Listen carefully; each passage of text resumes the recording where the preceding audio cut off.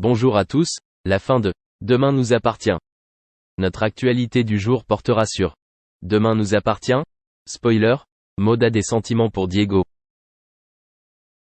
Pour son cours de sport, Mélodie propose du ballon chasseur. Jack et Ryan sont chacun chargés de former une équipe.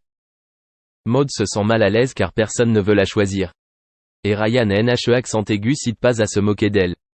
Finalement, Jack a amené Maud dans son équipe.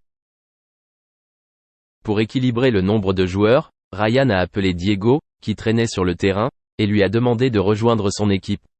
Maud tombe amoureuse du jeune homme. Durant la partie, Maud se venge de Ryan en l'éliminant.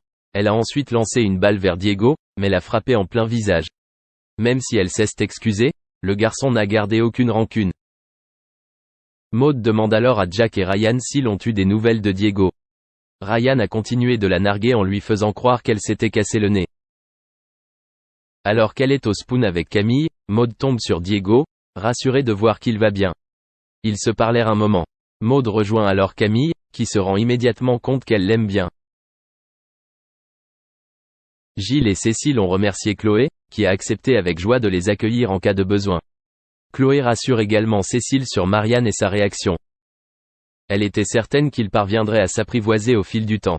Gilles demande alors à Chloé d'être le témoin de Cécile, tandis qu'il demande à Alex d'être son témoin. Chloé était ravie. Merci d'avoir regardé et à la prochaine vidéo. N'oubliez pas de vous abonner à notre chaîne. En attendant, dites-nous ce que vous en pensez dans la section commentaires ci-dessous. C'est ça. Profite d'une tranche de vie très sereine. Un bel homme à ses côtés, un mariage qui dure, des enfants adorables, que demander de plus? Par ailleurs, elle a passé d'agréables vacances d'été dans le sud de la France. De quoi se requinquer avant la rentrée de septembre qui est chargée. Entre son travail dans l'after de Danse avec les stars et la reprise de chroniques criminelles sur les faits divers, elle a de quoi s'occuper. Mais elle n'aime pas être séparée des siens trop longtemps. Quand elle a le cafard, elle a une technique bien à elle pour se rebooster, la cigalothérapie. C'est d'ailleurs une méthode qu'elle a dévoilée dans son œuvre Une vie en équilibre. Maintenant, dès que je suis un peu fatigué, ou déprimé, j'écoute cet enregistrement, qui me comble de bonheur.